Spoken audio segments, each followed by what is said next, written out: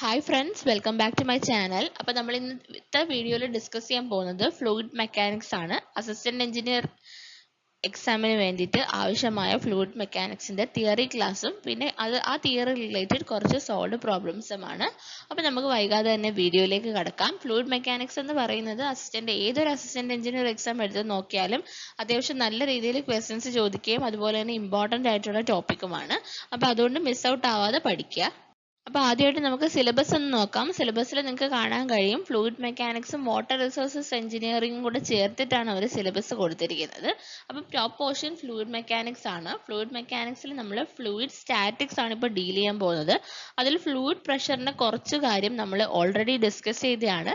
അതിനകത്ത് ബാക്കി റിമൈനിങ് കാര്യവും പിന്നെ അതിന്റെ പ്രോബ്ലംസും നമ്മൾ അടുത്ത വീഡിയോയിലായിരിക്കും ഡിസ്കസ് ചെയ്യുക. നമ്മൾ ഇതിനകത്ത് ഡിസ്കസ് ചെയ്യാൻ പോകുന്നത് ബോയൻസിയും ഫ്ലോട്ടേഷനുമാണ്. അപ്പോൾ ഈ ബോയൻസിയും ഫ്ലോട്ടേഷനും അത്യാവശ്യം നല്ല രീതിയിൽ ക്വസ്റ്റ്യൻ വരുന്ന ഒരു ടോപ്പിക് ആണ്. അപ്പോൾ നമുക്ക് അതിലേക്ക് കടക്കാം. ഫ്ലൂയിഡ് പ്രഷറിന്റെ ബേസിക്സ് നമ്മൾ ഓൾറെഡി അപ്ലോഡ് ചെയ്തതാണ്. അതിനകത്ത് ഡീറ്റെയിൽ ആയിട്ട് വരുന്ന നമ്മുടെ പ്രോബ്ലംസ് ബാക്കി കുറച്ച് തിയറിയും കൂടിയുണ്ട്. അത് നമ്മൾ അടുത്ത ഒരു വീഡിയോ ആയിട്ട് സെപ്പറേറ്റ് ആയിട്ട് തന്നെ ഇൻക്ലൂഡ് ചെയ്യുന്നതാണ് പ്രോബ്ലംസിന്റെ കൂടെ. ഓക്കെ, അപ്പോൾ നമുക്ക് ബോയൻസി ഫ്ലോട്ടേഷനും ഈ വീഡിയോയിൽ പഠിക്കാം.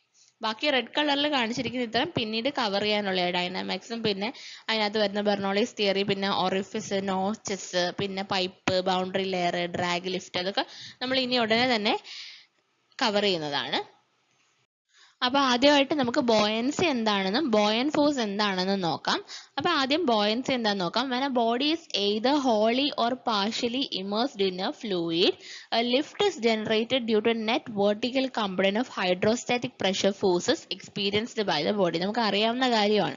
ഇപ്പോൾ ഒരു കണ്ടെയ്നർ ഉണ്ടെങ്കിൽ ആ കണ്ടെയ്നറിൽ നമ്മളൊരു ബോഡിയെ ഒന്നെങ്കിൽ പാർട്ട്ലി അല്ലെങ്കിൽ ഫുള്ളി ഇമേഴ്സ് ചെയ്യുന്ന സമയത്ത് എന്താണ്, ഇവിടെ ലിക്വിഡ് ഉണ്ട്, ഒന്നെങ്കിൽ പാർട്ട്ലി അല്ലെങ്കിൽ ഫുള്ളി ഇമേഴ്സ് ചെയ്യുന്ന സമയത്ത് എന്താണ് സംഭവിക്കുന്നത്, ഈ ബോഡിക്ക് അപ്വേർഡ് ഒരു ലിഫ്റ്റ് എക്സ്പീരിയൻസ് ചെയ്യും. ലിഫ്റ്റ് ഇസ് ജനറേറ്റ്, അതായത് ഈ വെള്ളത്തിന് അടിഭാഗത്ത് നിന്ന് മുകളിലേക്ക് ഒരു ലിഫ്റ്റ് എക്സ്പീരിയൻസ് ചെയ്യും. എന്ത് കാരണമാണ്? Due to the net vertical component of hydrostatic pressure forces experienced by the body. ഈ ലിഫ്റ്റ് എന്ന് പറഞ്ഞു കഴിഞ്ഞാൽ എന്ത് കാരണം സംഭവിക്കുന്നതാണ്? ഈ ബോഡിയുടെ പുറത്തുള്ള ഹൈഡ്രോസ്റ്റാറ്റിക് ഫോഴ്സസിന്റെ നെറ്റ് വെർട്ടിക്കൽ കമ്പണന്റ് കാരണം അൾട്ടിമേറ്റ്ലി ഈ ബോഡിക്ക് ഒന്നെങ്കിൽ പാർട്ട്ലി അല്ലെങ്കിൽ ഫുള്ളി ഇമേഴ്സ്ഡ് ആവുന്ന സമയത്ത് അപ്വേർഡ് ഒരു വെർട്ടിക്കൽ ലിഫ്റ്റ് എക്സ്പീരിയൻസ് ചെയ്യും. ഈ അപ്വേർഡ് ലിഫ്റ്റ് അല്ലെങ്കിൽ വെർട്ടിക്കൽ ഫോഴ്സിനെ നമ്മൾ പറയുന്ന പേരാണ് ബോയൻ ഫോഴ്സ് ആൻഡ് ഈ ഫിനോമിന പറയുന്ന പേരാണ് ബോയൻസി. അപ്പോൾ ഒന്നുമില്ല, ഇങ്ങനെ ഈ ഡെഫിനിഷൻ തന്നു കഴിഞ്ഞാൽ എന്താണെന്ന് ചോദിക്കാറുണ്ട്. when a body is either wholly or partly immersed in a liquid, a lift is generated due to the net vertical component of hydrostatic pressure forces. net vertical component of hydrostatic pressure forces. hydrostatic pressure forces ന്റെ net vertical component കാരണം ആ ബോഡിക്ക് upward ഒരു lift experience ചെയ്യേണ്ടി വരും. ആ ലിഫ്റ്റിനെ നമ്മൾ പറയുന്ന പേരാണ് എന്ത്? Buoyancy force. അല്ലെങ്കിൽ നമുക്കറിയാം, ഒരു സാധനം നമ്മൾ വെള്ളത്തിലേക്ക് ഇമേഴ്സ് ചെയ്യുന്ന സമയത്ത് അത് മുകളിലേക്ക് പ്രസ് ചെയ്യുന്നതായിട്ട് നമുക്ക് ഫീൽ ചെയ്യാറുണ്ട് അല്ലേ? നമ്മൾ വെള്ളത്തിൽ ബക്കറ്റിൽ തന്നെ എന്തെങ്കിലും ഒരു ചെറിയ വസ്തു ഇമേഴ്സ് ചെയ്യുന്ന സമയത്ത് തന്നെ നമുക്ക് അത് എക്സ്പീരിയൻസ് ചെയ്യാറുണ്ട്. അത് എന്തുകൊണ്ടാണ്? അത് ബോയൻസി അല്ലെങ്കിൽ ബോയൻ ഫോഴ്സ് കാരണമാണ് അത് സംഭവിക്കുന്നത്. ആ ഫോഴ്സിന് നമ്മൾ ബോയൻ ഫോഴ്സ് എന്നും ആ ഫിനോമിനൻ നമ്മൾ എന്ത് പറയും? ബോയൻസി എന്നും പറയും.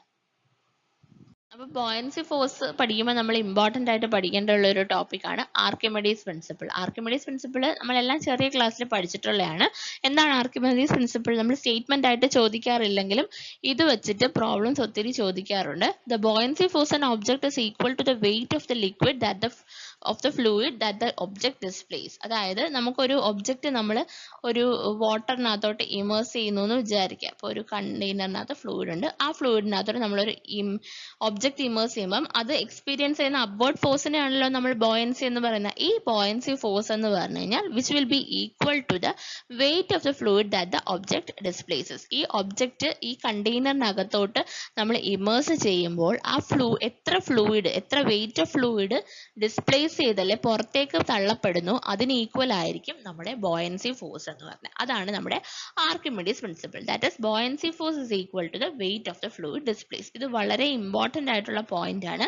ഇൻ ദ സെൻസ് തിയറി അല്ല. അപ്പൊ നമ്മൾ എന്താ പറഞ്ഞ? Buoyancy force is equal to എന്താണ് പറഞ്ഞ? Weight of the fluid displace. Weight of ഫ്ലൂയിഡിന് ഈക്വൽ ആണെന്നാ പറഞ്ഞ.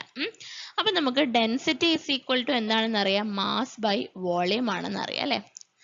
മാസ് ബൈ വോളിയം ആണെന്ന് അറിയാം. ആൻഡ് നമുക്ക് ഇതിൽ നിന്ന് മാസ് എഴുതാം.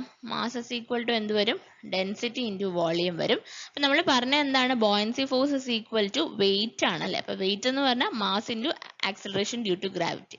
അപ്പോൾ റോ ജി വി ആണ് weight, which will be equal to the buoyancy force. അപ്പോൾ ബോയൻസി ഫോഴ്സ് എന്ന് പറഞ്ഞാൽ നമ്മൾ പ്രോബ്ലം ചെയ്യുമ്പോഴൊക്കെ നമ്മൾ ഉപയോഗിക്കേണ്ട ഇക്വേഷൻ എന്ന് പറഞ്ഞാൽ റോ ജി വി ആണ്.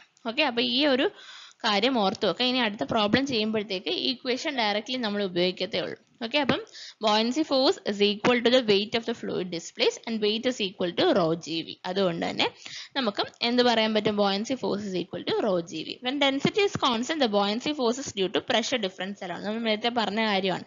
പ്രഷർ ഡിഫറൻസ് കാരണമാണ് ബോയൻസി ഫോഴ്സ് ഉണ്ടാവുന്നത് എപ്പോൾ? ഡെൻസിറ്റി കോൺസ്റ്റന്റ് ആവുന്ന കേസിൽ. ഓക്കെ, അപ്പൊ ബോയൻസി ഫോഴ്സ് എന്താണെന്ന് മനസ്സിലായി. ആർക്കിമിഡീസ് പ്രിൻസിപ്പിൾ എന്താണെന്ന് പറഞ്ഞു. എന്താണ്? Buoyancy force is equal to the weight of the fluid that the object displaces. അപ്പൊ ജസ്റ്റ് ഒന്ന് ആർക്കിമിഡീസ് പ്രിൻസിപ്പിളിന്റെ ഒരു എലാബറേഷൻ നമുക്ക് ഇവിടെ കാണാൻ പറ്റും. ഞാൻ ജസ്റ്റ് ഒന്ന് പ്ലേ ചെയ്ത് കാണിച്ചു തരാം. അപ്പൊ ഇവിടെ നിങ്ങൾക്ക് കാണാൻ പറ്റും, ഒരു ബോഡി, ഒരു വെയിറ്റിനെ നമ്മൾ ഒരു ലിക്വിഡ് ഉള്ള കണ്ടെയ്നറിലേക്ക് ഇമേഴ്സ് ചെയ്യാണ്. അപ്പൊ അത് എക്സ്പീരിയൻസ് ചെയ്യുന്ന നമ്മുടെ ബോയൻസി ഫോഴ്സ് ആണ് 3 lb എന്ന് പറഞ്ഞാൽ അപ്വേർഡ് ഡയറക്ഷനിൽ കാണിച്ചിരിക്കുന്നു. അത്രയും വെയിറ്റ് ഓഫ് വാട്ടർ തന്നെ നിങ്ങൾക്ക് കാണാൻ പറ്റും ആ നോസിൽ വഴി വേറൊരു ബീക്കറിൽ നമ്മൾ കളക്ട് ചെയ്യുന്നുണ്ട്. അപ്പൊ എന്താണ്? നമ്മുടെ buoyancy force is equal to the weight of the liquid displaced. അപ്പൊ ഇതാണ് ആർക്കിമിഡീസ് പ്രിൻസിപ്പിൾ. അപ്പൊ നമ്മൾ നേരത്തെ പറഞ്ഞ ബോയൻസി ഇക്വേഷൻ ഓർത്ത് വെക്കുക. Buoyancy is equal to rho into G into V, which will be equal to the weight of the fluid displaced. ഈ ഒരു റിലേഷൻ ഓർത്ത് വെക്കുക കേട്ടോ. ഇത് നമുക്കിനി പ്രോബ്ലം ചെയ്യുമ്പോഴൊക്കെ ഉപയോഗിക്കേണ്ട റിലേഷൻ ആണ്. ഓക്കെ, ഇനി അടുത്ത നമുക്ക് നോക്കാം സെന്റർ ഓഫ് ബോയൻസി. പേരിൽ തന്നെ ഉണ്ട്. എന്താണ്? Point way buoyancy force acts and will B the centre of the displaced volume. അതായത് ഇപ്പൊ നമുക്ക് ഇങ്ങനെ ഒരു കണ്ടെയ്നർ ഉണ്ട്. കണ്ടെയ്നറിനകത്ത് കുറച്ച് ലിക്വിഡ് ഉണ്ട്. നമ്മൾ എന്ത് ചെയ്യുക? നമ്മളിങ്ങനെ ഒരു ബോഡി ഇമേഴ്സ് ചെയ്യാണ്. അപ്പൊ ഏത് പോയിന്റിലാണോ നമ്മുടെ ബോയൻസി ഫോഴ്സ് ആക്ട് ചെയ്യുന്നത്, നമ്മളിങ്ങനെ അപ്വേർഡ് ഫോഴ്സ് ഉണ്ടാവുമല്ലോ, അത് ആക്ട് ചെയ്യുന്ന ആ പർട്ടിക്കുലർ പോയിന്റിനെയാണ് നമ്മൾ സെന്റർ ഓഫ് ബോയൻസി എന്ന് പറയുന്നത്. And will be equal to the centre of the displaced volume. അതായത് ഇങ്ങനെ പുറന്തള്ളപ്പെടുന്ന വോളിയത്തിന്റെ സെന്ററും എന്ത് തന്നെയായിരിക്കും? സെന്റർ ഓഫ് ബോയൻസി ആണ്. അത് വലിയ ഇമ്പോർട്ടന്റ് അല്ല. അപ്പൊ ഇത് ഓർത്ത് വെക്കുക. ബോയൻസി ഫോഴ്സ് ആക്ട് ചെയ്യുന്ന പർട്ടിക്കുലർ പോയിന്റിനെയാണ് നമ്മൾ സെന്റർ ഓഫ് ബോയൻസി എന്ന് പറയുന്നത്. നമുക്കൊരു പ്രോബ്ലം നോക്കാം. ഇങ്ങനത്തെ പ്രോബ്ലംസ് മിക്കവാറും ചോദിക്കാറുള്ളതാണ്. Body weighs 100 newton in air and 80 newton in water. Find the density of the body. ബോഡിയുടെ ഡെൻസിറ്റി കണ്ടുപിടിക്കാനാണ് ചോദിച്ചിരിക്കുന്നത്. എയറിലുള്ള വെയിറ്റും വാട്ടറിലുള്ള വെയിറ്റ് നമുക്ക് തന്നിട്ടുണ്ട്. അപ്പൊ വെയിറ്റ് ഇൻ എയർ എന്ന് പറഞ്ഞു കഴിഞ്ഞാൽ WA കൊണ്ട് ഞാൻ റെപ്രസെന്റ് ചെയ്യാണ്. 100 ന്യൂട്ടൺ ആണെന്ന് തന്നിട്ടുണ്ട്. ഇനി വെയിറ്റ് ഇൻ വാട്ടർ എത്രയാണ് തന്നിരിക്കുന്നത്? ഇറ്റ് ഈസ് 80 ന്യൂട്ടൺ ആണെന്ന് തന്നിട്ടുണ്ട്. ഓക്കെ, അപ്പൊ ഇനി നമ്മൾ എന്താണ് ഇവ തമ്മിലുള്ള വ്യത്യാസം? Weight in air is equal to, എയറിലുള്ള weight is equal to weight in water plus buoyancy force. എയറിൽ അതിന് വേറെ റെസിസ്റ്റിംഗ് ഫോഴ്സ് ഒന്നുമില്ല. നമ്മുടെ വെള്ളത്തിൽ വരുമ്പോൾ എന്താണ് സംഭവിക്കുന്നത്, അല്ലെങ്കിൽ ഫ്ലൂയിഡിൽ വരുമ്പോൾ എന്താണ് സംഭവിക്കുന്നത്? അതിന്റെ വെയിറ്റിന്റെ കൂടെ എന്തുകൂടെ ആഡപ്പ് ചെയ്യും? ബോയൻസി ഫോഴ്സും കൂടി ആഡപ്പ് ചെയ്യും. ഓക്കെ, അപ്പൊ ഇതാണ് നമ്മൾ ഓർത്ത് വെക്കേണ്ട റിലേഷൻ. നമ്മൾ കുറച്ച് മുന്നേ പറഞ്ഞ കാര്യമാണ്. അപ്പൊ ആഡപ്പ് ചെയ്യും. ഇനി buoyancy force is equal to, നമ്മൾ കഴിഞ്ഞ സ്ലൈഡിൽ പറഞ്ഞായിരുന്നു, റോ ജി വി. അതായത് is equal to the weight of the fluid displace is equal to rho into G into V ആണ് നമ്മുടെ ബോയൻസി ഫോഴ്സ് എന്ന് പറയും. ഇനി വെയിറ്റ് ഇൻ എയർ എത്രയാണ് നമുക്ക് തന്നിരിക്കുന്നത്? 100 ന്യൂട്ടൺ ആണ്. Is equal to weight in water എത്രയാണ്? 80 ന്യൂട്ടൺ പ്ലസ് ബോയൻസി ഫോഴ്സ് അഥവാ റോ ജി വി. ഓക്കെ, ഇനി നമ്മൾ സോൾവ് ചെയ്യുമ്പോഴത്തേക്ക് 20 is equal to rho G V or volume is equal to, നമുക്ക് എങ്ങനെ കിട്ടും? 20 ഡിവൈഡഡ് ബൈ 1000 ഇൻറ്റു 9.81 എന്ന് കിട്ടും. ഇത് ഇങ്ങനെ തന്നെ ഇട്ടാൽ മതി. ഇത് സോൾവ് ചെയ്യാനൊന്നും പോകണ്ട. ഇക്വേഷൻ നമ്പർ 1 കൊടുക്കാം. ഓക്കെ, ഇനി നമുക്ക് എന്താണ് കണ്ടുപിടിക്കുന്നത്? ഡെൻസിറ്റി ഓഫ് ബോഡി ആണ് കണ്ടുപിടിക്കുന്നത്. അപ്പൊ ഡെൻസിറ്റി ഇസ് ഈക്വൽ ടു നമുക്ക് അറിയാവുന്ന ഇക്വേഷൻ ആണ് mass by volume. Mass by volume ആണ്. അപ്പൊ ഇതിനകത്ത് വോളിയം നമുക്ക് ഓൾറെഡി കിട്ടി. നമുക്ക് ഇക്വേഷൻ നമ്പർ 1 ആയിട്ട് കിട്ടിയിട്ടുണ്ട്. അപ്പൊ മാസ് എന്ന് പറഞ്ഞു കഴിഞ്ഞാൽ കണ്ടുപിടിക്കാനായിട്ട് നമുക്ക് വെയിറ്റ് തന്നിട്ടുണ്ടല്ലോ. വെയിറ്റ് ഇൻ വാട്ടർ അല്ലല്ലോ എടുക്കേണ്ടത്, നമുക്ക് ഇവിടെ ഡെൻസിറ്റി ഓഫ് ദ ബോഡി അല്ലേ കണ്ടുപിടിക്കണം. അപ്പൊ നമ്മൾ എയറിലുള്ള വെയിറ്റ് അറിയാം. അപ്പൊ വെയിറ്റിൽ നിന്ന് മാസ് കണ്ടുപിടിക്കാനായിട്ട് 100 divided by 9.81 divided by volume ആണ്. അപ്പൊ വോളിയത്തിനെ ഞാൻ എന്ത് ചെയ്യുക? റെസിപ്രോക്കൽ എടുത്ത് മൾട്ടിപ്ലൈ ചെയ്യാണ്. അപ്പൊ 1000 ഇൻറ്റു 9.81 ഡിവൈഡഡ് ബൈ 20. 9.81 ക്യാൻസൽ ചെയ്ത് പോയി. ആൻഡ് ഇവിടെ ഒരു 0 പോയി. ഇവിടെ എത്ര വരും? 550 വരും. ഓക്കെ, അപ്പോൾ എന്ത് വരും? നമ്മുടെ ഡെൻസിറ്റി എന്ന് പറഞ്ഞു കഴിഞ്ഞാൽ 5000 കിലോഗ്രാം പെർ മീറ്റർ ക്യൂബ് എന്നൊരു ഇത്രേ ഉള്ളൂ. അപ്പോൾ ഇങ്ങനെ ചോദിക്കാറുണ്ട്. അപ്പോൾ നമുക്ക് കിട്ടി ഡെൻസിറ്റി എത്രയാണെന്ന് കിട്ടി? 5000 കിലോഗ്രാം പെർ മീറ്റർ ക്യൂബ് ആണ്. സിമ്പിൾ പ്രോബ്ലം ആണ്. ജസ്റ്റ് നമ്മൾ എന്താ ചെയ്തത്? Weight in water plus buoyancy force is equal to weight in air എന്ന് എഴുതി. അതിനുശേഷം ബോയൻസി ഫോഴ്സിന്റെ ഇക്വേഷൻ റോ ജി വി കൊടുത്തു. അതിൽ നിന്ന് വോളിയത്തിനുള്ള ഇക്വേഷൻ എഴുതി.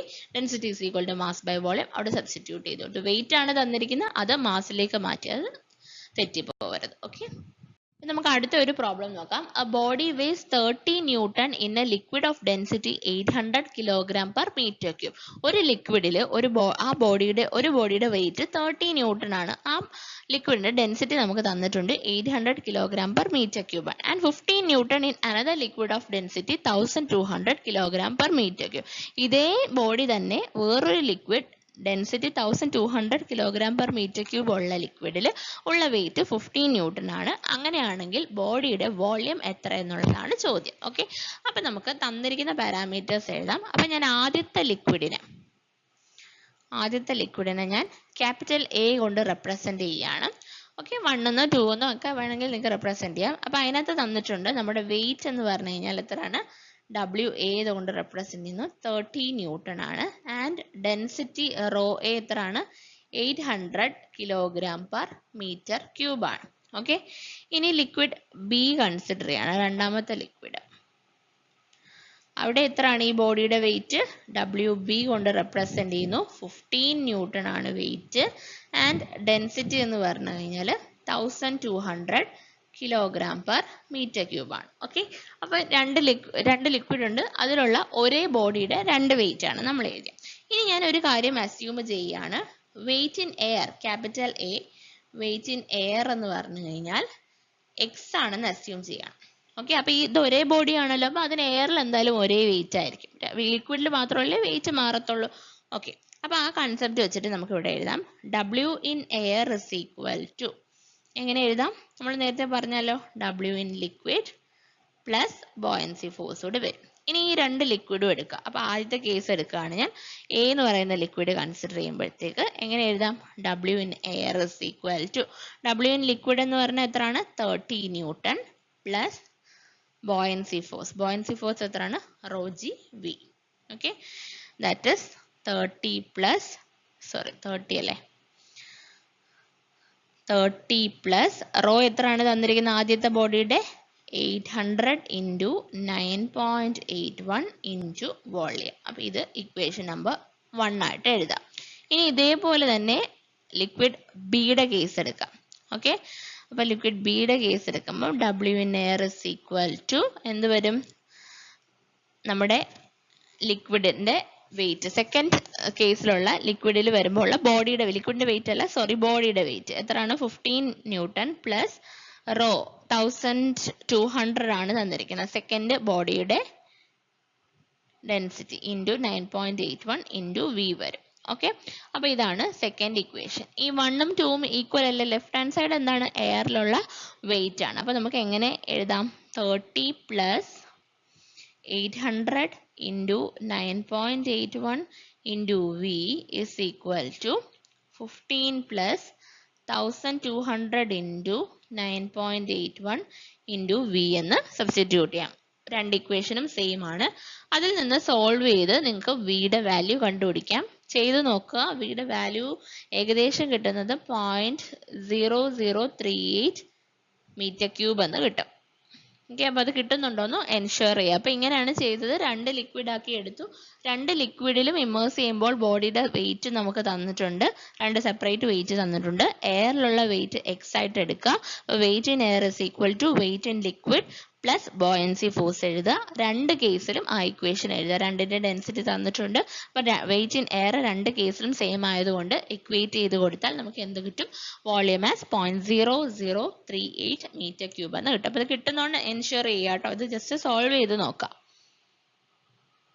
അടുത്ത നമുക്ക് പ്രിൻസിപ്പിൾ ഓഫ് ഫ്ലോട്ടേഷനിലേക്ക് പോവാം. For a floating surface, equilibrium weight of a body is equal to the buoyancy force and line of action of these forces will be equal. അപ്പൊ എന്താണ് പറഞ്ഞിരിക്കുന്നത്? ഒരു ഫ്ലോട്ടിംഗ് ബോഡി ആണെങ്കിൽ അല്ലെങ്കിൽ ഫ്ലോട്ടിംഗ് സർഫസ് ആണെങ്കിൽ നമ്മുടെ ഇക്വിലിബ്രിയം ബോഡിയുടെ ഇക്വിലിബ്രിയം വെയിറ്റ് എന്ന് പറഞ്ഞു കഴിഞ്ഞാൽ it is equal to the buoyancy force. നിങ്ങൾക്ക് ഇവിടെ കാണാൻ പറ്റും ഈ ഫിഗറിനകത്ത്. ഇതിനകത്ത് ഈ W എന്ന് കാണിച്ചിരിക്കുന്ന വെയിറ്റ് ആണ്, ഡെൽറ്റ എന്ന് മുകളിൽ കാണിച്ചിരിക്കുന്നത് എന്താണ്, നമ്മുടെ ബോയൻസി ഫോഴ്സ് ആണ്. അപ്പം ഈ G എന്ന് പറഞ്ഞാൽ എന്താണ്, സെന്റർ ഓഫ് ഗ്രാവിറ്റി ആണ്, അവിടെയാണ് നമ്മുടെ വെയിറ്റ് ആക്ട് ചെയ്യുന്നത്. B എന്ന് പറഞ്ഞാൽ നമ്മുടെ സെന്റർ ഓഫ് ബോയൻസി ആണ്, അവിടെയാണ് ബോയൻസി ഫോഴ്സ് ആക്ട് ചെയ്യുന്നത്. ഓക്കെ, അപ്പൊ ഇത് രണ്ടും എന്താണെന്നാണ് പറഞ്ഞത്, ഫ്ലോട്ടിംഗ് സർഫസ് ആണെങ്കിൽ equilibrium weight of a body, weight എന്ന് പറഞ്ഞാൽ എന്തിന് ഈക്വൽ ആയിരിക്കും, ബോയൻസി ഫോഴ്സിന് ഈക്വൽ ആയിരിക്കും. അത് മാത്രമല്ല ഇത് രണ്ടിന്റെയും ലൈൻ ഓഫ് ആക്ഷൻ എന്ന് പറഞ്ഞാൽ സെയിം ലൈൻ ആയിരിക്കും, സെയിം വെർട്ടിക്കൽ ലൈനിലൂടെ ആയിരിക്കും നമ്മുടെ വെയിറ്റും ബോയൻസി ഫോഴ്സും ആക്ട് ചെയ്യുന്നത്. ഓക്കെ, രണ്ടും വെയിറ്റ് എവിടെ, സെന്റർ ഓഫ് ഗ്രാവിറ്റിയും ബോയൻസി ഫോഴ്സ് സെന്റർ ഓഫ് ബോയൻസിയിലും ആക്ട് ചെയ്യുന്നു. And the line of action will be same in case of എവിടെയാണ്, ഫ്ലോട്ടിംഗ് സർഫസ് ആണ്.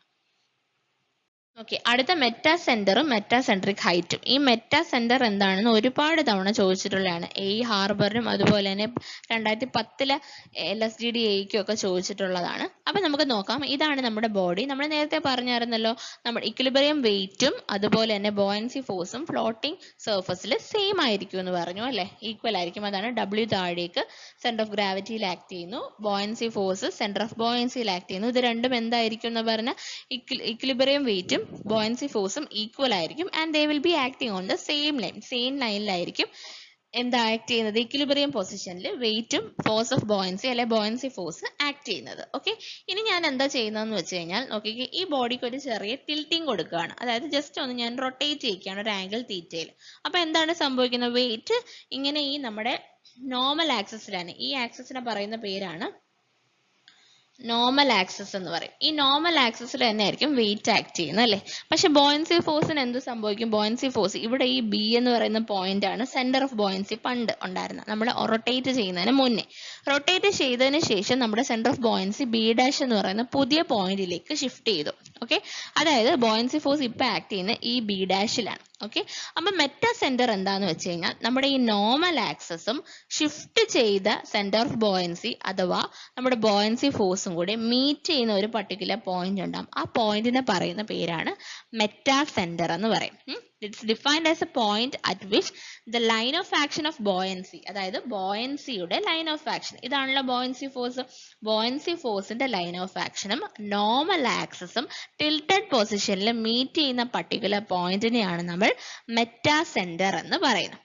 ഓക്കെ, ഇനി മെറ്റാ സെൻട്രിക് ഹൈറ്റ് എന്താന്ന് വെച്ച് കഴിഞ്ഞാൽ it's a distance between meta centre and centre of gravity of a body. അതായത് meta സെന്ററും centre of ഗ്രാവിറ്റിയും, meta centre ഇതാണല്ലോ, മെറ്റാ സെന്ററും centre of gravity of the ബോഡിയും തമ്മിലുള്ള ഹൈറ്റിനെയാണ് നമ്മൾ എന്ന് പറയുന്നത് മെറ്റാ സെൻട്രിക് ഹൈറ്റ്. അപ്പൊ എന്താണ് മെറ്റാ സെന്റർ എന്ന് പറഞ്ഞാൽ, നമ്മൾ ഒരു ബോഡി ടിൽറ്റ് ചെയ്യുമ്പോൾ നമ്മുടെ ബോഡിയുടെ നോർമൽ ആക്സിസും line of action of buoyancy ഫോഴ്സോട് മീറ്റ് ചെയ്യുന്ന പോയിന്റിനെയാണ് മെറ്റാ സെന്റർ എന്ന് പറയുന്നത്. അപ്പൊ കൺസെപ്റ്റ് മനസ്സിലാക്കി പഠിച്ചു കഴിഞ്ഞാൽ തെറ്റത്തില്ല. അതിനെയാണ് നമ്മൾ എന്ത് പറയുന്നത്, മെറ്റാ സെന്റർ എന്ന് പറയുന്നത്. മെറ്റാ സെൻട്രിക് ഹൈറ്റ് എന്ന് പറഞ്ഞു കഴിഞ്ഞാൽ distance between centre of gravity and meta centre. Okay, clear ആയെന്ന് വിചാരിക്കുന്നു.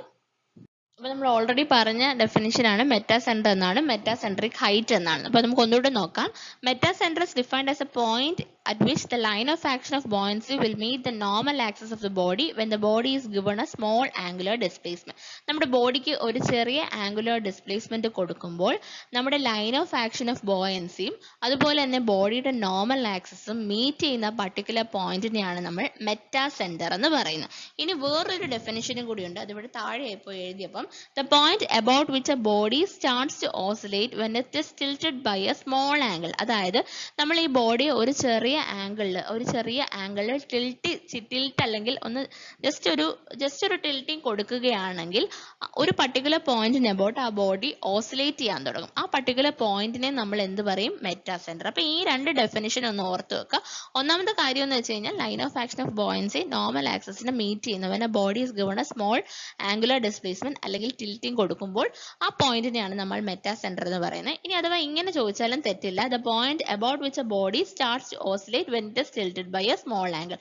ഒരു ചെറിയ ആംഗിളിന് ടിൽറ്റ് ചെയ്യുമ്പോഴത്തേക്ക് ഒരു പർട്ടിക്കുലർ പോയിന്റിന് അബൌട്ട് നമ്മുടെ ബോഡി ഓസിലേറ്റ് ചെയ്യാൻ തുടങ്ങും. ആ പർട്ടിക്കുലർ പോയിന്റിനെയാണ് നമ്മൾ എന്ത് പറയുന്നത്, മെറ്റാ സെന്റർ എന്ന് പറയുന്നത്. ഇനി മെറ്റാ സെൻട്രിക് ഹൈറ്റ് എന്താണ്, നമ്മൾ നേരത്തെ പറഞ്ഞായിരുന്നു, distance between meta centre and centre of gravity of the body. Okay, അപ്പൊ ഇത് രണ്ടും ഓർത്ത് വെക്കാം. അടുത്ത നമ്മൾ ഇക്വിലിബ്രിയം കണ്ടീഷൻ പറയുകയാണ്. അതിലെ ആദ്യത്തെ കേസായ പാർഷ്യലി സബ്മേഴ്സ്ഡ് ബോഡിയാണ് പഠിക്കുന്നത്. ഇക്വിലിബ്രിയം കണ്ടീഷൻസ് ഒരുപാട് തവണ ചോദിച്ചിട്ടുണ്ട്, വളരെ ഇമ്പോർട്ടൻ്റ് ആണ് കേട്ടോ. അപ്പം ആദ്യം നമുക്ക് മനസ്സിലാക്കേണ്ടത് 3 ടൈപ്പ് ഓഫ് ഇക്വിലിബ്രിയം ഉണ്ട്. Stable equilibrium, unstable equilibrium and neutral equilibrium. Stable equilibrium എന്താണെന്ന് വെച്ച് കഴിഞ്ഞാൽ, ഇപ്പോൾ എനിക്കൊരു ഹെമിസ്ഫെറിക്കൽ ബൗളുണ്ട്. ആ ബൗളിനകത്ത് ഒരു ചെറിയ ബോളുണ്ട്. ഈ ബോളിന് ഞാൻ ചെറിയൊരു ടിൽറ്റിങ് കൊടുത്തു കഴിയാണ് അല്ലേ. കുറച്ച് കഴിയുമ്പോൾ എന്ത് ചെയ്യും, ഈ ബോൾ വീണ്ടും അതിൻ്റെ പഴയ പൊസിഷനിൽ വരും. അങ്ങനെയുള്ള ഇക്വിലിബ്രിയത്തിന് നമ്മൾ എന്ത് പേര് പറയും? Stable equilibrium. അതായത് അത് വീണ്ടും അതിൻ്റെ പഴയ പൊസിഷനിൽ തന്നെ വരും. ഇനി അൺസ്റ്റേബിൾ ഇക്വിലിബ്രിയം എന്താണെന്ന് വെച്ച് കഴിഞ്ഞാൽ, ഒരു കുന്നുണ്ട്, ആ കുന്നിൻ്റെ മുകളിൽ ഒരു റോക്ക് ഇരിക്കുന്നു. ആ റോക്കിനെ ഒരു ഫോഴ്സ് കൊടുത്ത് നമ്മൾ താഴേക്ക് തട്ടിയിടുകയാണെങ്കിൽ എന്ത് ചെയ്യും? അത് വീണ്ടും പഴയ പൊസിഷനിൽ അതിന് പോകാൻ പറ്റത്തില്ല, അത് പുതിയ പൊസിഷനിൽ വന്ന് റെസ്റ്റ് ചെയ്യും. അങ്ങനെയുള്ളതിന് നമ്മൾ എന്ത് പറയും? Unstable equilibrium. ഓക്കെ. ഇനി ഇതേ സെയിം ബോഡി തന്നെ ഒരു സ്ട്രെയിറ്റ് ലൈനിലാണ് മൂവ് ചെയ്യുമ്പോൾ അപ്പോൾ ഉള്ളതിനെയാണ് നമ്മൾ എന്ത് പറയുന്നത്? ന്യൂട്രൽ ഇക്വിലിബ്രിയം എന്ന് പറയുന്നത്. അങ്ങനെ 3 ടൈപ്പ് ഓഫ് ഇക്വിലിബ്രിയം ആണ് ഉള്ളത്. ഓക്കെ. ഇനി നമ്മൾ coming to partially submerged body. Partially submerged ബോഡിയിൽ നമ്മൾ നേരത്തെ മെറ്റാസെൻട്രിക് ഹൈറ്റ് പറഞ്ഞു. എന്താണ് മെറ്റാസെൻട്രിക് ഹൈറ്റ് എന്ന് പറഞ്ഞാൽ? സെന്റർ ഓഫ് ഗ്രാവിറ്റിയും നമ്മുടെ മെറ്റാസെൻറ്ററും തമ്മിലുള്ള ഡിഫറൻസ് അല്ലേ. അതായത് GM ആണ് നമ്മുടെ എന്ത് മെറ്റാസെൻട്രിക് ഹൈറ്റ് എന്ന് പറഞ്ഞാൽ. GM is equal to മൊത്തം ഹൈറ്റ്, അതായത് GM എന്ന് പറഞ്ഞാൽ ഇത്രയും ചെറിയ ഡിസ്റ്റൻസ് ആണ് BM. കണ്ടോ, മൊത്തം ഹൈറ്റ് നിന്നും എന്ത് കുറച്ചാൽ മതി? BG കുറച്ചാൽ മതി അല്ലേ. ഞാൻ എഴുതിക്കൂടെ GM-ന് ഈ ഫിഗറിൽ നിന്ന്, സെക്കൻഡ് ഫിഗറിൽ നിന്ന് എനിക്ക് GM is equal to BM minus BG. ഇനി ഈ BM എന്ന് പറഞ്ഞു കഴിഞ്ഞാൽ it is moment of inertia I divided by V ആണ് BM എന്ന് പറഞ്ഞു കഴിഞ്ഞാൽ. മൈനസ് എന്ത് വരും? BG. ഇതാണ് നമ്മുടെ GM-ന്റെ ഇക്വേഷൻ. ഓക്കെ. ഇനി മെറ്റാസെൻട്രിക് റേഡിയസ് എന്താണെന്ന് പറഞ്ഞ് ചോദിക്കാറുണ്ട്. മെറ്റാസെൻട്രിക് റേഡിയസ് എന്ന് പറഞ്ഞ് ചോദിച്ചു കഴിഞ്ഞാൽ അത് നമ്മൾ നേരത്തെ പറഞ്ഞ I/V-യുടെ I മിനിമം ബൈ V ആണ് നമ്മൾ എന്ത് പറയുന്നത്? Metacentric radius. അപ്പോൾ അതൊന്ന് ജസ്റ്റ് പറയാൻ വേണ്ടിയിട്ടാണ് ഞാൻ ഇത്രയും പറഞ്ഞത്. അപ്പോൾ മെറ്റാസെൻട്രിക് റേഡിയസ് എന്താണെന്ന് ചോദിച്ചു കഴിഞ്ഞാൽ it is I minimum by V. അത് SSCക്കൊക്കെ ചോദിച്ചിട്ടുണ്ട്, എന്താണ് I മിനിമം ബൈ V എന്ന്. അതിന് പറയുന്നത് നമ്മൾ മെറ്റാസെൻട്രിക് റേഡിയസ് ആണ്. ഓക്കെ. ഇനി നമ്മൾ പറഞ്ഞല്ലോ GM-ന്റെ കാര്യം നമ്മൾ പറഞ്ഞു. GM എന്ന് പറഞ്ഞാൽ എന്താണ്? മെറ്റാസെൻട്രിക് ഹൈറ്റ് ആണ്. സെന്റർ ഓഫ് ഗ്രാവിറ്റിയും മെറ്റാസെൻറ്ററും തമ്മിലുള്ള ഹൈറ്റ് ആണ്. ഓക്കെ. ഇനി നമുക്ക് സ്റ്റേബിൾ ഇക്വിലിബ്രിയം വരണമെങ്കിൽ ഈ GM എന്ന് പറഞ്ഞാൽ പോസിറ്റീവ് ആയിരിക്കണം. ഓക്കെ. GM പോസിറ്റീവ് ആവുമ്പോഴാണ് നമ്മുടെ സ്റ്റേബിൾ ഇക്വിലിബ്രിയം അറ്റൈൻ ചെയ്യുന്നത്. അതായത് നമ്മുടെ മെറ്റാസെൻറ്റർ എന്ന് പറഞ്ഞാൽ ഇറ്റ്സ് എബവ് G. നമ്മുടെ സെന്റർ ഓഫ് ഗ്രാവിറ്റിയുടെ മുകളിൽ മെറ്റാസെൻറ്റർ വേണം. ഇത്രയും നിങ്ങൾ ഓർത്താൽ മതി. സ്റ്റേബിൾ ഇക്വിലിബ്രിയം ആവണമെങ്കിൽ സെന്റർ ഓഫ് ഗ്രാവിറ്റി താഴെയും മെറ്റാസെൻറ്റർ മുകളിലും. ഈ ഒരു കാര്യം മനസ്സിലങ്ങ് പഠിച്ചു വെക്കുക. ആരാണ് താഴെ? Centre of gravity. ഈ ഒരു കാര്യം ഫസ്റ്റേ മനസ്സിൽ പഠിക്കുക. ഇനി അൺസ്റ്റേബിൾ ഇക്വിലിബ്രിയം ആകുമ്പോൾ എന്ത് വരണം? ഇത് തിരിച്ചു വരണം. ആരായിരിക്കും താഴെ വരുന്നത്? മെറ്റാസെൻറ്റർ താഴെയും നമ്മുടെ സെന്റർ ഓഫ് ഗ്രാവിറ്റി മുകളിൽ വരും. അതാണ് നമ്മുടെ അൺസ്റ്റേബിൾ ഇക്വിലിബ്രിയം. ന്യൂട്രൽ ഇക്വിലിബ്രിയം എന്താണ്? Gയും Mഉം കോയിൻസൈഡ് ചെയ്യുന്ന കേസാണ് ന്യൂട്രൽ ഇക്വിലിബ്രിയം. ഓക്കെ. അപ്പോൾ നമുക്ക് 3 ഇക്വിലിബ്രിയം പറഞ്ഞു. സ്റ്റേബിൾ ഇക്വിലിബ്രിയത്തിൽ ആരാണ് താഴെ വരുന്നത്? G താഴെയും M മുകളിലും. ന്യൂട്രലിൽ Gയും Mഉം ഈക്വൽ ആണ്. അൺസ്റ്റേബിൾ ഇക്വിലിബ്രിയത്തിൽ M താഴെയും G മുകളിലും. ഈ 3 കേസും ഓർത്ത് വെക്കുക. അപ്പോൾ ആദ്യത്തെ കേസ് മാത്രം ഓർത്താൽ മതി. സ്റ്റേബിൾ ഇക്വിലിബ്രിയം എന്ന് പറഞ്ഞാൽ ആരാണ് താഴെ? സെന്റർ ഓഫ് ഗ്രാവിറ്റി താഴെയാണ്. അപ്പോൾ ഇത് ചോദിക്കാറുണ്ട്, പാർഷ്യലി സബ്മേഴ്സ്ഡ് ബോഡിയുടെ കേസ്. അപ്പോൾ എന്താണ് നമ്മൾ ഓർത്ത് വെക്കേണ്ടത്? പാർഷ്യലി സബ്മേഴ്സ്ഡ് ബോഡി എന്ന് പറയുമ്പോൾ ഈ പടം നമ്മുടെ മനസ്സിൽ വരണം. അപ്പോൾ അതിനകത്ത് എന്താണ് വരുന്നത്? മെറ്റാസെൻറ്റർ ആണ് വരുന്നതെന്നും മെറ്റാസെൻറ്റർ മുകളിലും സെന്റർ ഓഫ് ഗ്രാവിറ്റി താഴെയും വരുന്ന കേസാണ് സ്റ്റേബിൾ ഇക്വിലിബ്രിയം. ആരാണ് താഴെ വരുന്നത്? Centre of gravity. ഇത് മനസ്സിൽ എത്ര തവണ പതിപ്പിച്ച് വെക്കാൻ പറ്റുമോ അത്രയും തവണ പഠിപ്പിച്ച് വെക്കാം. പാർഷ്യലി സബ്മേഴ്സ്ഡ് ബോഡി വരുമ്പോൾ നമ്മൾ മെറ്റാസെൻറ്റർ കൺസിഡർ ചെയ്യുന്നു. PM എന്ന് ഓർത്താൽ മതി. പാർഷ്യലി സബ്മേഴ്സ്ഡ് ബോഡി വരുമ്പം എന്താണ് നമ്മൾ എടുക്കുന്നത്? മെറ്റാസെൻറ്റർ ആണ്. ഈ കൺസെപ്റ്റ് അറിയാമെങ്കിൽ മറന്നു പോകത്തില്ല. നമ്മുടെ പാർഷ്യലി സബ്മേഴ്സ്ഡ് ബോഡി ആകുമ്പോഴത്തേക്ക് നമ്മുടെ ബോഡി ടിൽറ്റ് ചെയ്യുന്ന കാര്യവും ആ മെറ്റാസെൻറ്റർ ഫോം ചെയ്യുന്നു, മെറ്റാസെൻട്രിക് ഹൈറ്റ് ഒക്കെ മനസ്സിൽ വന്നു കഴിഞ്ഞാൽ തെറ്റിപ്പോകത്തില്ല. ഇനി ഇൻ കേസ് നിങ്ങൾ മറന്നു പോകുന്നുണ്ടെങ്കിൽ തന്നെ PM എന്ന് ഓർത്ത് വെക്കുക. പാർഷ്യലി സബ്മേഴ്സ്ഡ് ആണെങ്കിൽ മെറ്റാസെൻട്രിക് ഹൈറ്റ് വെച്ചിട്ടാണ് നമ്മൾ പറയുന്നത്. സെന്റർ ഓഫ് ഗ്രാവിറ്റി താഴെ മെറ്റാസെൻറ്റർ മുകളിലും വരുന്ന കേസാണ് നമ്മുടെ സ്റ്റേബിൾ ഇക്വിലിബ്രിയം. കൂടുതലും സ്റ്റേബിൾ ഇക്വിലിബ്രിയം ആണ് ചോദിക്കുന്നത്. ഓക്കെ. ഇനി അടുത്തതെന്ന് പറഞ്ഞാൽ ഫുള്ളി സബ്മേഴ്സ്ഡ് ബോഡിയുടെ ഇക്വിലിബ്രിയമാണ്. നമ്മൾ നേരത്തെ പാർഷ്യലി സബ്മേഴ്സ്ഡ് പറഞ്ഞു. ഇനി fully submerged body. Fully submerged body പറയുമ്പോൾ നമ്മൾ ആരൊക്കെ തമ്മിലാണ് സെന്റർ ഓഫ് ഗ്രാവിറ്റിയും അതുപോലെ തന്നെ സെന്റർ ഓഫ് ബോയൻസി തമ്മിലാണ് കൺസിഡർ ചെയ്യുന്നത്, കമ്പയർ ചെയ്യുന്നത്. അതാണ് ഞാൻ നേരത്തെ പറഞ്ഞ സബ്മേർജ്ഡ് ബോഡി വരുമ്പോഴത്തേക്ക്, പാർഷ്യലി സബ്മേർജ്ഡ് ബോഡി വരുമ്പോഴത്തേക്ക് നമ്മൾ മെറ്റാ സെന്റർ വെച്ച് കമ്പയർ ചെയ്യുന്നു. ഫുള്ളി സബ്മേർജ്ഡ് ബോഡി വരുമ്പോൾ ആരെയാണ് നമ്മൾ സെന്റർ ഓഫ് ബോയൻസി വെച്ചിട്ടാണ് കമ്പയർ ചെയ്യുന്നത്. അതുകൊണ്ടാണ് നേരത്തെ PM എന്ന് പറഞ്ഞ് ഓർത്ത് വെക്കാൻ പറ്റും. ഈ ഒരു കാര്യം മാത്രമേ ഇതിനകത്ത് തെറ്റാൻ സാധ്യതയുള്ളൂ. ബാക്കി കൺസെപ്റ്റ് വൈസ് എളുപ്പമാണ് പഠിക്കാൻ. അപ്പൊ ജസ്റ്റ് സബ്മേർജ്ഡ് ബോഡി വരുമ്പോൾ, ഫുള്ളി സബ്മേർജ്ഡ് ബോഡി വരുമ്പോൾ സെന്റർ ഓഫ് ബോയൻസിയും, അതുപോലെ തന്നെ പാർഷ്യലി സബ്മേർജ്ഡ് ബോഡി, അതായത് പാർഷ്യലി P വരുമ്പോഴത്തേക്കും മെറ്റാ സെന്ററുമാണ്, PM എന്ന് ഓർത്ത് വെച്ചാൽ മതി. ഓക്കെ, അപ്പൊ നമുക്ക് ഫുള്ളി സബ്മേർജ്ഡ് ബോഡിയുടെ കേസ് നോക്കാം. ഇതാണ് ഫുള്ളി സബ്മേർജ്ഡ് ബോഡി. അതിൽ ആദ്യത്തെ കേസായ സ്റ്റേബിൾ ഇക്വിലിബ്രിയം ആണ് ഞാൻ ഈ പറയാൻ പോകുന്നത്. സ്റ്റേബിൾ ഇക്വിലിബ്രിയത്തിന്റെ കൺസെപ്റ്റ് ഒന്ന് പറഞ്ഞുതരാം. അപ്പൊ ഇതാണ് നമ്മുടെ സെന്റർ ഓഫ് ബോയൻസി, ഇതാണ് നമ്മുടെ സെന്റർ ഓഫ് ഗ്രാവിറ്റി. ഓക്കെ, അപ്പൊ ഞാൻ എന്താ ചെയ്യുന്നതെന്ന് വെച്ച് കഴിഞ്ഞാൽ ഇതിന് ഈ ഡയറക്ഷനിൽ ജസ്റ്റ് ഒരു റൊട്ടേഷൻ കൊടുക്കുകയാണ്, ആംഗുലാർ റൊട്ടേഷൻ കൊടുക്കുകയാണ്. ആംഗുലാർ റൊട്ടേഷൻ കൊടുത്തപ്പോൾ എന്ത് പറ്റി? വെയിറ്റ് നമ്മുടെ നോർമൽ ആക്സിസിലൂടെ തന്നെ പോയി, സെന്റർ ഓഫ് നമ്മുടെ ബോയൻസി ഫോഴ്സ് ഒന്ന് ജസ്റ്റ് മാറിപ്പോയി അല്ലേ, മാറിപ്പോയപ്പോഴത്തേക്ക് നോക്കിക്കേ, ഇവിടെ ഒരു രണ്ട് equal and opposite forces separated by a distance, ഒരു കപ്പിൾ ഫോം ചെയ്തു. കണ്ടോ, ഒരു കപ്പിളിന്റെ ഒരു ഫോഴ്സ് വെയിറ്റും ഒരു ഫോഴ്സ് ബോയൻസി ഫോഴ്സും ആണ്. അപ്പൊ കപ്പിൾ ജനറേറ്റ് ചെയ്തപ്പോൾ എന്ത് പറ്റും? ഓൾറെഡി കപ്പിളിന് ഒരു മൊമെന്റ് ഉണ്ടാവും. ആ മൊമെന്റ് കാരണം നമ്മൾ കൊടുത്ത ടിൽറ്റിങ്ങിന്റെ ഓപ്പോസിറ്റ് ഡയറക്ഷൻ ആയിരിക്കും. അപ്പൊ നമ്മൾ ഇങ്ങോട്ട് ടിൽറ്റ് ചെയ്ത് കൊടുത്തെങ്കിൽ ഈ കപ്പിൾ ജനറേറ്റ് ചെയ്ത് ഈ കപ്പിൾ എന്ത് ചെയ്യും? ഈ ബോഡിയെ തിരിച്ച് വീണ്ടും പഴയ പൊസിഷനിൽ കൊണ്ടുവരാൻ പറ്റും. അതായത് ഇതാണ് സ്റ്റേബിൾ ഇക്വിലിബ്രിയം. സ്റ്റേബിൾ ഇക്വിലിബ്രിയം നമ്മൾ പറഞ്ഞല്ലോ, നമ്മൾ ഫോഴ്സ് കൊടുത്തു കഴിഞ്ഞാൽ, ഫോഴ്സ് വിട്ട് കഴിഞ്ഞാൽ അത് വീണ്ടും പഴയ പൊസിഷനിൽ ഒന്ന് റെസ്റ്റ് ചെയ്യും. അതാണ് സ്റ്റേബിൾ ഇക്വിലിബ്രിയം. അത് തന്നെയാണ് ഇവിടെ സംഭവിക്കുന്നത്. ഞാൻ ഇങ്ങനെ ഒരു ടിൽറ്റിംഗ് കൊടുത്തു, അപ്പൊ നമുക്കൊരു എന്തുണ്ടായി? ഒരു കപ്പിൾ ഉണ്ടായി. ആ കപ്പിള് റീസ്റ്റോറിംഗ് മൊമെന്റ് കൊടുത്ത് വീണ്ടും പഴയ പോലെ വന്നു. അതാണ് നമ്മുടെ ആദ്യത്തെ കേസ്, അതാണ് സ്റ്റേബിൾ ഇക്വിലിബ്രിയം. അപ്പൊ അവിടെ എങ്ങനെയാണ് നമ്മുടെ പൊസിഷൻ? സെന്റർ ഓഫ് ഗ്രാവിറ്റി താഴെയും സെന്റർ ഓഫ് ബോയൻസി മുകളിലും. അപ്പൊ നമ്മൾ നേരത്തെ പറഞ്ഞ കേസിലും എന്തായിരുന്നു? നമ്മുടെ പാർഷ്യലി സബ്മേർജ്ഡിന്റെ കേസിലും ആദ്യത്തെ കേസിൽ ആരായിരുന്നു താഴെ? Centre of gravity. സ്റ്റേബിളിന്റെ കേസിൽ സെന്റർ ഓഫ് ഗ്രാവിറ്റി താഴെയും മുകളിൽ ആരായിരുന്നു? മെറ്റാ സെൻട്രിക് ഹൈറ്റും ആണ്. ഇവിടെ ആരാണ്? ഫുള്ളി സബ്മേർജ്ഡ് ബോഡി വരുമ്പോൾ സെന്റർ ഓഫ് ഗ്രാവിറ്റി താഴെ തന്നെയാണ്, മുകളിൽ ആരാണ്?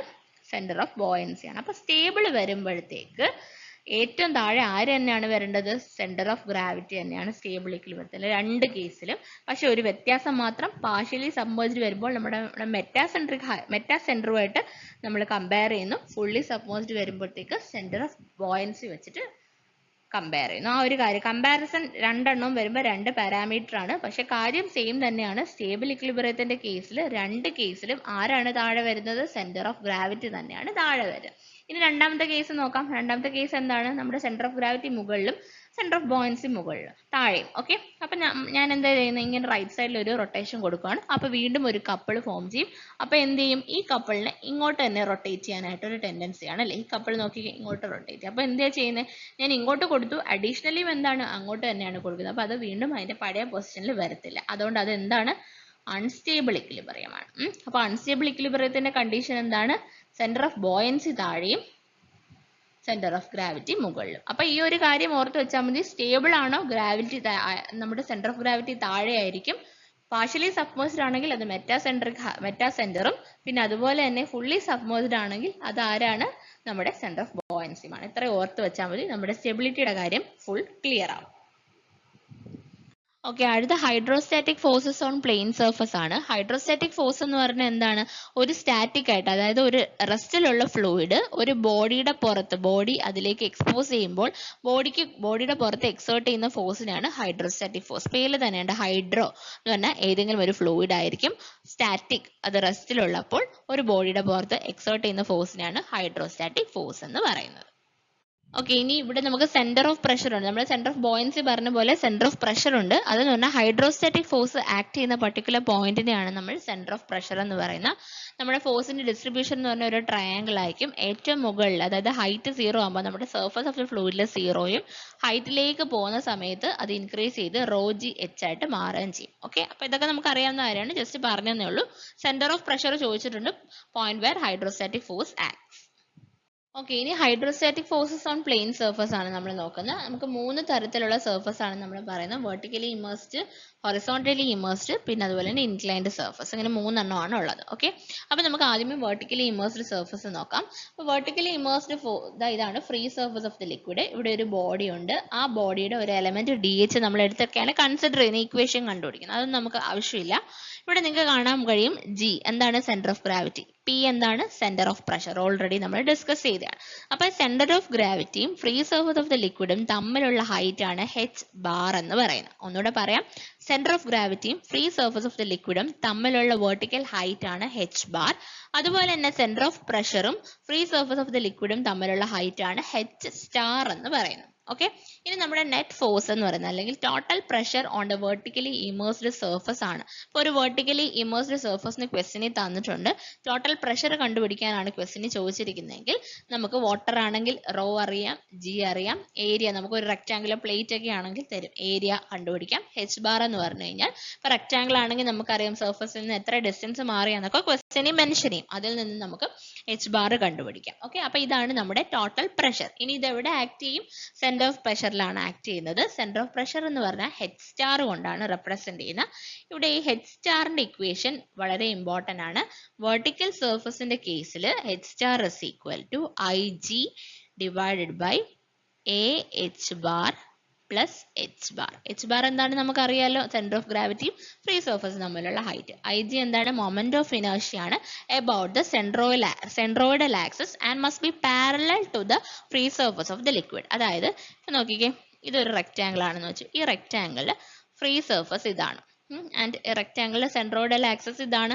അങ്ങനെയാണെങ്കിൽ നമ്മൾ എടുക്കേണ്ട മൊമെന്റ് ഓഫ് ഇനേർഷ്യ എന്ന് പറഞ്ഞാൽ നമുക്കറിയാം ഇതും സെൻട്രോയിഡൽ ആക്സസ് ആണല്ലോ, രണ്ട് സെൻട്രോയിഡൽ ആക്സസ് കാണും. നമ്മൾ എടുക്കേണ്ടതെന്ന് പറഞ്ഞാൽ ഈ ഹൊറിസോണ്ടൽ ആക്സസിന്റെ മൊമെന്റ് ഓഫ് ഇനേർഷ്യ ആണ്. Moment of inertia about the centroidal ആക്സസും ആയിരിക്കണം, അതുപോലെ തന്നെ ഫ്രീ സർഫസിന് പാരലൽ ആയിട്ടുള്ള ആക്സസും ആയിരിക്കണം. അപ്പൊ അത് ഓർത്ത് വെക്കാം. IG എന്ന് പറഞ്ഞു കഴിഞ്ഞാൽ moment of inertia about the centroidal axis and must be parallel to the free surface of liquid. അതാണ് IG എന്ന് പറഞ്ഞാൽ. A എന്ന് പറഞ്ഞാൽ area of that particular plate എന്താന്ന് വെച്ചാണ്. ഓക്കെ, ഇനി h ബാർ നമുക്കറിയാം. അപ്പൊ ഇതാണ് നമ്മുടെ h സ്റ്റാർ അഥവാ സെന്റർ ഓഫ് പ്രഷർ കണ്ടുപിടിക്കാനുള്ള equation. And this is the total pressure intensity raw G h bar വെച്ചിട്ട്. ഇനി ഒരു എക്സെപ്ഷണൽ കേസ് ഉണ്ട്. പ്ലെയിൻ വെർട്ടിക്കൽ സർഫസിൽ ഡെപ്ത് ഓഫ് ഇമേർഷൻ വളരെ കൂടുന്ന കേസ് നമുക്ക് ജസ്റ്റ് ഒന്ന് തിയറട്ടിക്കലി അറിഞ്ഞിരുന്നാൽ മതി.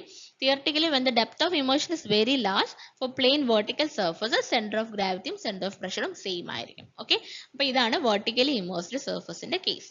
ഇനി അടുത്ത ഹൊറിസോണ്ടലി ഇമേഴ്സ്ഡ് കേസ് ആണ്. ഹൊറിസോണ്ടലി ഇമേഴ്സ്ഡ് സർഫസ് ആണെങ്കിൽ the total pressure on A horizontally immersed surface എന്ന് പറഞ്ഞു കഴിഞ്ഞാൽ നമുക്കറിയാം ടോട്ടൽ പ്രഷർ നമ്മൾ നേരത്തെ പറഞ്ഞായിരുന്നു, എന്താണ്? Raw g a h bar തന്നെയാണ് ഇവിടെ. ഓക്കെ, പക്ഷെ ഇവിടെ എന്താണ് പ്രത്യേകത? ഹൊറിസോണ്ടൽ ഇമേഴ്സ്ഡ് സർഫസ് ആയതുകൊണ്ട് h ബാറും h സ്റ്റാറും സെയിം ആണ്, അതായത് സെന്റർ ഓഫ് പ്രഷറും സെന്റർ ഓഫ് ഗ്രാവിറ്റിയും കോയിൻസൈഡ് ചെയ്യാണ്. അപ്പൊ ഇത് ഓർത്ത് വെക്കുക, ഹൊറിസോണ്ടലി ഇമേഴ്സ്ഡ് സർഫസ് ആണെങ്കിൽ ജിയും പിയും കോയിൻസൈഡ് ചെയ്യും, അതുകൊണ്ട് തന്നെ F is equal to rho g h bar ആണ്. അപ്പൊ h സ്റ്റാർ വേറെ കണ്ടുപിടിക്കേണ്ട ആവശ്യമില്ല. അടുത്ത കേസ് ഇൻക്ലൈൻഡ് പ്ലെയിൻ സർഫസ് ആണ്. അവിടെയും എന്ത് തന്നെയാണ് force? Raw g a h bar തന്നെയാണ്. പക്ഷെ h സ്റ്റാർ കണ്ടുപിടിക്കാനുള്ള ഇക്വേഷനിൽ ഒരു ചെറിയ വ്യത്യാസമുണ്ട്. Centre of pressure h star is equal to IG sin square theta by AH bar plus H bar ആണ്. ഓക്കെ, നേരത്തെ നമ്മൾ പറഞ്ഞ IG by AH bar plus H bar അല്ലേ, ഇവിടെ sin square തീറ്റയും കൂടെ വരും എന്നൊരു വ്യത്യാസമേ ഉള്ളൂ H സ്റ്റാർ കണ്ടുപിടിക്കാനായിട്ട്. അപ്പൊ ഇവിടെ നോക്കിക്കേ, തീറ്റ 0 ആവുന്ന കേസ്, തീറ്റ 0 ആവുന്ന കേസിൽ എന്ത് വരും? സൈൻ 0 ആണ്. അപ്പൊ എന്ത് വരും? H star is equal to H വരും. ഇതാണ് നമ്മുടെ ആരുടെ കേസ്? നമ്മൾ നേരത്തെ പറഞ്ഞ ഹൊറിസോണ്ടൽ പ്ലെയിൻ സർഫസിന്റെ കേസാണ്. എന്ത്? തീറ്റ is equal to 0 ആവുന്ന കേസ്. ഇനി അതല്ല, തീറ്റ is equal to 90 ഡിഗ്രി വന്നാൽ എന്താണ്?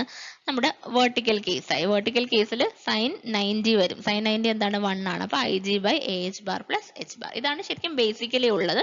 ഇനി അത് sine theta is equal to 0 വരുമ്പോഴാണ് ഹൊറിസോണ്ടൽ വരുന്നത്, തീറ്റ is equal to 90 ഡിഗ്രി വരുമ്പോഴാണ് വെർട്ടിക്കലും വരുന്നത്. ഓക്കെ, അപ്പൊ ക്ലിയർ ആണല്ലോ ഈ മൂന്ന് കേസും. നമുക്ക് അതിന്റെ ഒരു പ്രോബ്ലം, ചോദിച്ചിട്ടുള്ള ഒരു പ്രോബ്ലം കൂടി നോക്കാം.